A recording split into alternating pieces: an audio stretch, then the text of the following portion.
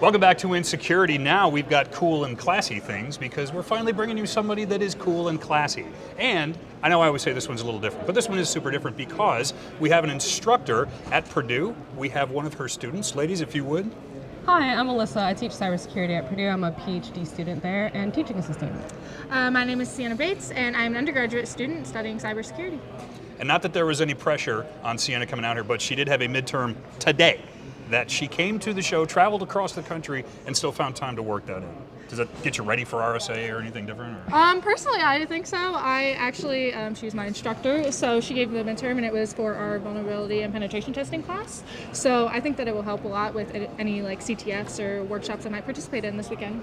No additional pressure when the teacher's like literally walking around just you while you're taking the test. Yeah, that's cool.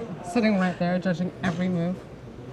Yeah, she needs to be able to see our screen at all times, so every 5 minutes I would just turn my laptop around so she can make sure.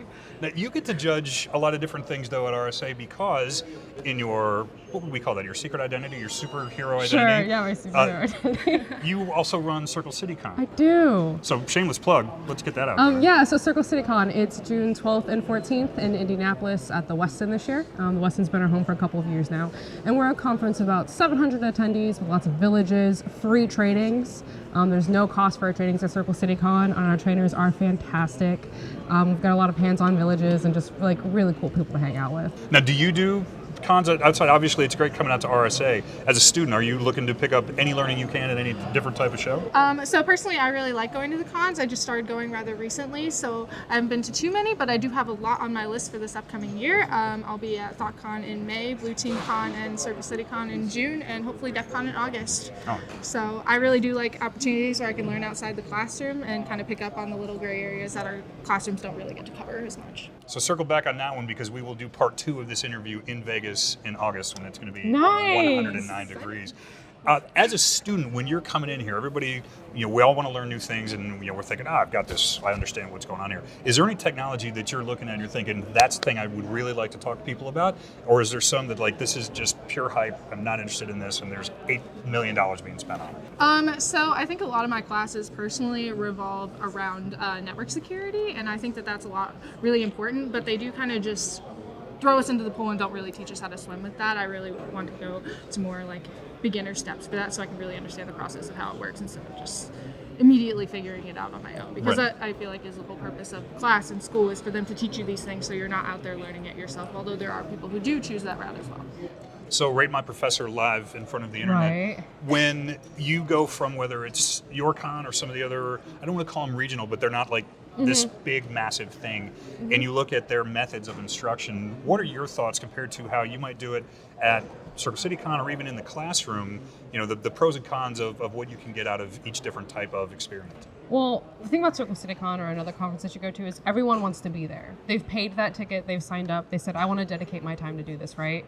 And as an instructor, I assume my students are here for the same thing. Even though it's 7:30 in the morning and I know they're all really tired, I basically treat them with that same curiosity and respect. So if I see a student struggle on something, or if I see them really like something, even if it takes them off an entire path that's going to like distract them from what the assignment is, I'd rather them find what they like and learn it than just sit there and complete a goal. So to me, lab is a lot like the workshop rooms at Circle City Con, where people are just collaborating together, learning new things, and not taking it so I have to get this deadline done to what do I want to learn. So I'm going to ask you the most terrible cliche possible. You know that there are more open cybersecurity jobs than there are people on the planet Earth right now. Yeah.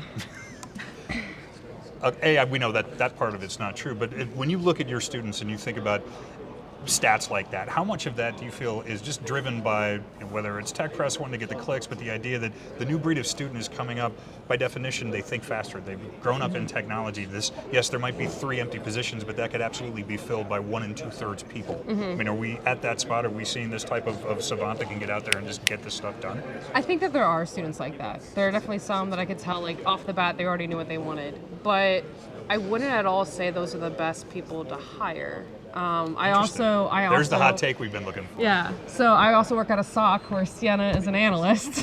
Fun enough. When looking at hireable skills, those technical skills are great, don't get me wrong, but we've I need the guy that can tell me what's wrong. I need the guy that can write a report. I need the gal that can explain what's going on, and not just here's all my technical jargon, what I found from the logs, you don't understand it, it's above you kind of thing. Because we talk to clients all around the world, and you can't just go back to them and say, well, my report found this, so you're wrong. You need to be able to communicate and talk. And so while we do have a lot of gifted technical students, I think something that we try to facilitate in our program is combining like those managerial skills and those technical skills together. Oh, interesting. And without that, the gap will always be present. You could always say, oh, we have more jobs than we have people to fill it.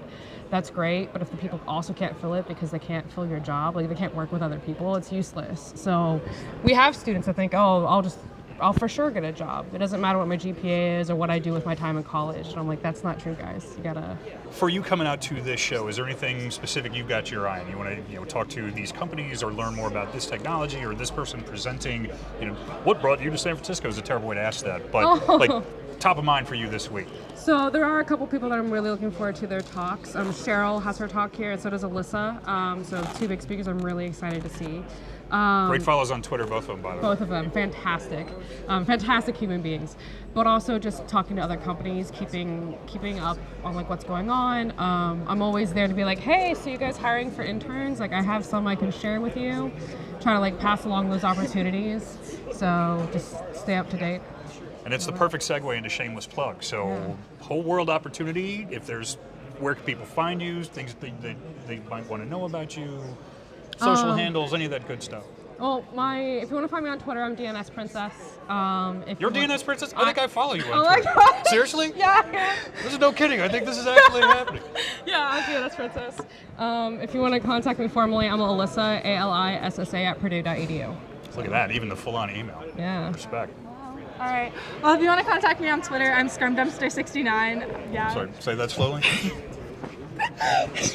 It's so awkward to say. ScrumDumpster69. All right. And my name's Sienna. I'm an undergrad student at Purdue. Pretty easy Google search. Soon to be grad student. Soon to be grad student, or PhD, as you so nicely put it earlier. And patent pending on that one. But any projects, anything aside from Circle City Con? You got to give the details on that. Yep, Circle City Con, June 12th and 14th.